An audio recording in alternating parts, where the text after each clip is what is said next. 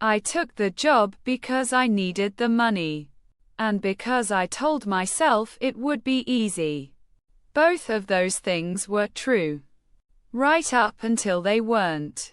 My name isn't important. What's important is that I was 27. Between jobs in the way that sounds temporary but had already been going on for 4 months.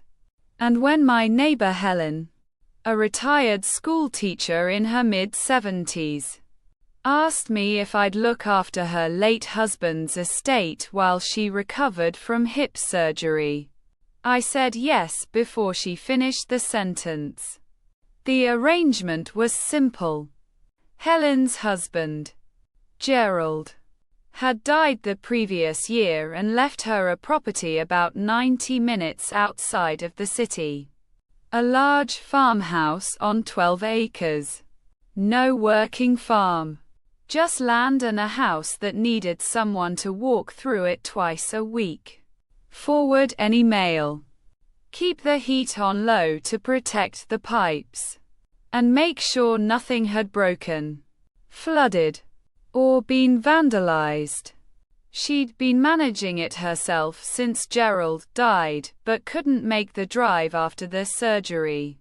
She offered me $300 a week. Cash. For what she estimated would be about 2 hours of work per visit. She gave me a key, a list of what to check, and a spare phone number for a neighbor named Dale who lived about 2 miles down the road and had always been good about keeping an eye on things.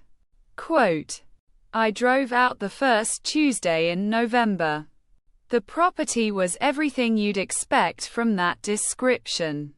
Long gravel driveway, bare trees.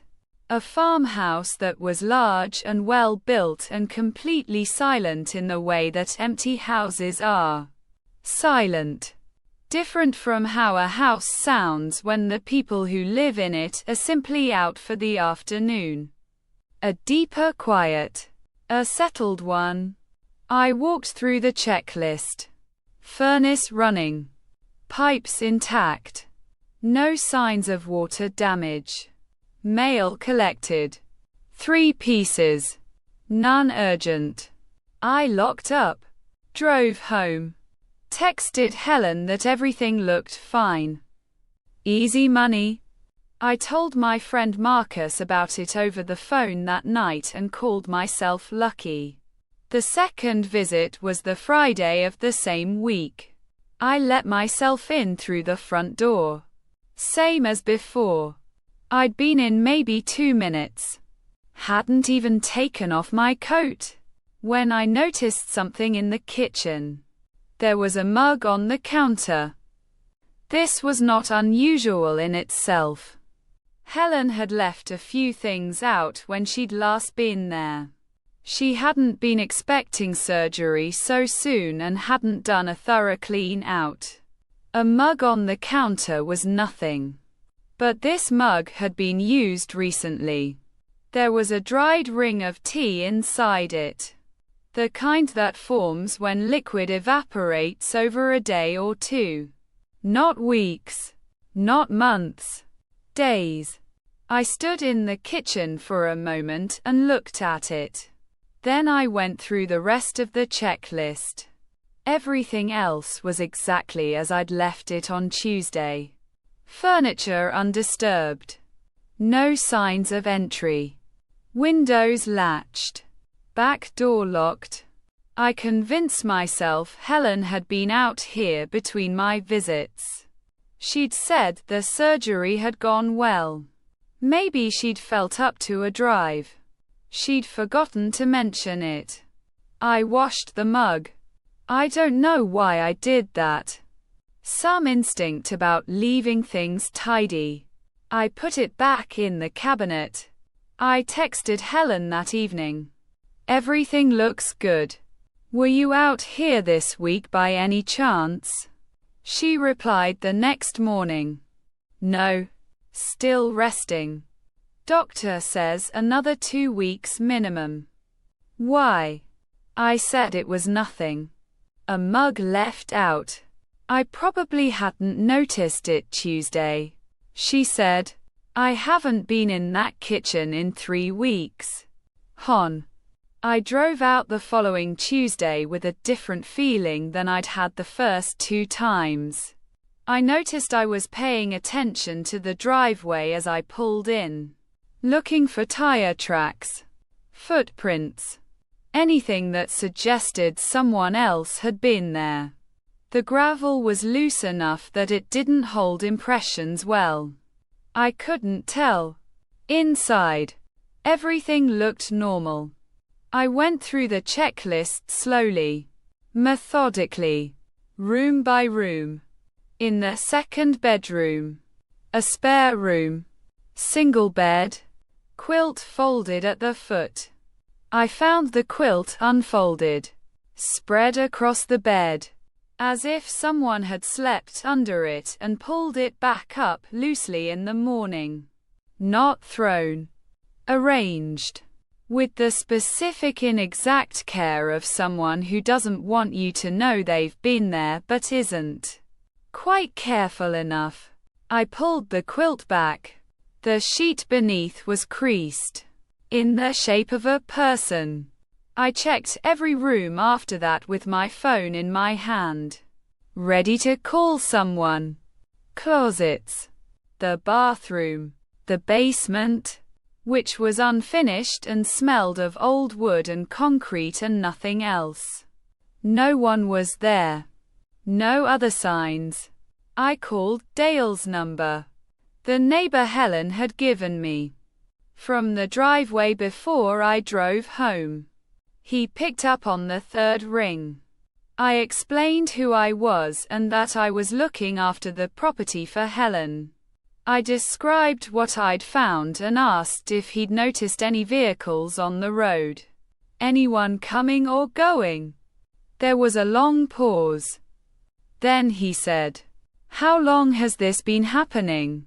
Quote. I said, "This is the 2nd time I've noticed something." Quote. He said, "There's been a light up there some nights. I figured it was you. I figured Helen had someone in." Quote. I said, "What kind of light?" Quote. "Upstairs window," he said. "Moving. Like a flashlight. Maybe." Quote. The 2nd bedroom was upstairs. I told Helen everything. I want to be clear about that. I called her that same evening. Told her exactly what I'd found on both visits. Told her what Dale had said about the light. She was quiet for a moment, and then she said something that I've thought about many times since. She said, "Gerald's brother knows where the spare key is." Quote. I asked what she meant. She said Gerald had a younger brother, Norm, whom she hadn't spoken to in almost 2 years. There'd been a dispute after Gerald died. Something about the estate. Money. The way these things go sometimes in families. She'd told Norm he wasn't welcome on the property. She'd meant to get the locks changed and had never gotten around to it. She said, "I didn't think he'd actually go out there." Quote. I asked if I should call the police. She paused again and said, "Let me try to reach him first. Give me a few days." Quote. I said okay. Looking back, I should have pushed harder. But she was a 70-something woman recovering from surgery and it was her family and her property. And I told myself she knew the situation better than I did. I went back that Friday. The bedroom was exactly as I'd left it on Tuesday. Quilt folded. Bed smooth. Nothing in the kitchen. Nothing disturbed. But there was a smell in the upstairs hallway. Faint. And specific. Cigarette smoke. The stale clinging kind that gets into fabric and walls. I hadn't smelled it on any previous visit.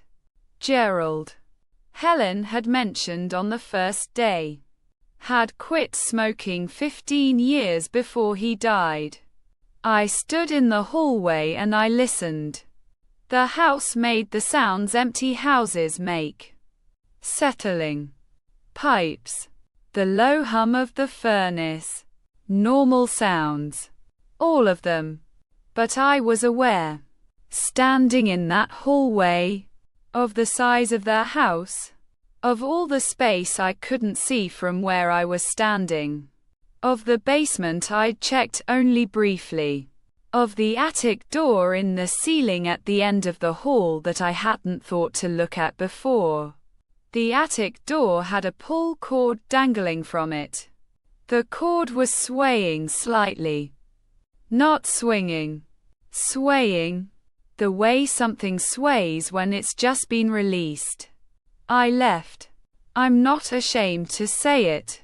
I walked back down the stairs and out the front door, and I locked it behind me, and I sat in my car in the driveway for a moment before I started the engine. I called the non-emergency police line from the car. I explained the situation, the signs of occupation, the neighbor's report of lights, the possible identity of whoever was using the house. The dispatcher was professional and patient. She said she'd send someone to do a welfare check on the property and asked me to wait in my car and not go back inside. A deputy arrived about 40 minutes later. She went through the house while I waited outside. She was in there for about 20 minutes. When she came out, she said the house was empty. No signs of current occupation. The attic was clear. Storage boxes, old furniture, undisturbed dust. No indication anyone had been up there recently. She found a half-empty pack of cigarettes in a kitchen cabinet she'd checked that I hadn't, behind some old cookbooks. Could have been there for years, she said. She took down the details about Norm. Said she'd pass it along. She told me to let Helen know, and to call back immediately if I found signs of anyone inside. She was kind about it. She didn't say I'd imagined it. She also didn't say she believed me. Not fully. And I could tell the difference. Helen reached Norm 2 days later. He denied everything. He said he hadn't been to the property since the funeral. He sounded genuinely confused. She told me. Not guilty. Confused. She believed him. She said, I don't think it was Norm.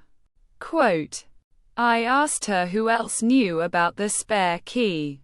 She thought about it. Gerald might have told people. He was friendly like that. He trusted people. A pause. There was a man who used to do some work for us. Handyman. Odd jobs. We used him for a few years. Gerald gave him a key once when we were traveling, and I never thought to ask for it back. Quote, I asked if she had his name. She gave me a first name and said she wasn't sure of the last name. Something with a B, she thought. She said she hadn't seen him in almost 3 years. She didn't have a number for him. She said, I always liked him. He was very quiet. Very self-contained. A pause. Gerald said once that he didn't think he had anywhere much to go. Quote, I did one more visit. I told myself it was because I needed the money and because probably nothing would happen and because Helen needed someone to keep checking the house. All of that was true. But the real reason, and I've been honest with myself about this since, is that I wanted to know. I wanted to understand what was happening in that house. I'd been going out there for 3 weeks by then, and I'd been unsettled every visit, and I had this feeling, this specific feeling, that I was circling something without quite reaching it. I wanted to reach it. I pulled into the driveway on a Tuesday morning. Same as always. I sat in my car for a moment before going in. There were 2 mugs in the dish rack. Both clean. Both damp. Recently washed. I had washed 1 mug. On my second visit. 1. I stood in the kitchen and looked at them. Then I looked around the kitchen carefully. Not anxiously. Carefully. And I noticed what I hadn't noticed in any previous visit. On the window above the kitchen sink. On the inside of the glass. There were 2 small patches where the condensation had been cleared. The kind you make when you wipe the glass to see out. From the sink. The cleared patches lined up exactly with the driveway. Someone had been standing at that sink, watching, and had seen me arrive. Every visit. Possibly from the beginning. I put the key on the kitchen counter. I walked out of the house. I called Helen from the driveway, and I told her I wouldn't be coming back. And I told her why. And I told her to call the police and have the locks changed that week. Both things. And not to go out there herself. She called me the next day. The locksmith had found the back basement window unlatched from the inside. Not broken. Not forced. Unlatched. The kind of thing that's easy to miss on a walkthrough if you're not specifically checking it. She had the locks changed and the window fixed. She hired a property management company after that. She called me a month later. Just to check in. She said nothing else had been reported. She said the property management company hadn't found any signs of anyone. She said, "I hope he found somewhere to go." Quote, I didn't know what to say to that. I still don't. Fully. There's something in it that I keep turning over. The kindness of it. But also what it assumes. That whoever had been in that house was simply lost. Simply without options. That the explanation was sad rather than something else. Maybe she's right. Maybe it was exactly that simple. But I think about the cleared patches on the kitchen window. The care of it. The consistency. 3 weeks of visits. And every time. Before I'd even made it to the front door. Someone already knew I was there. That's not lost. That's watching. That's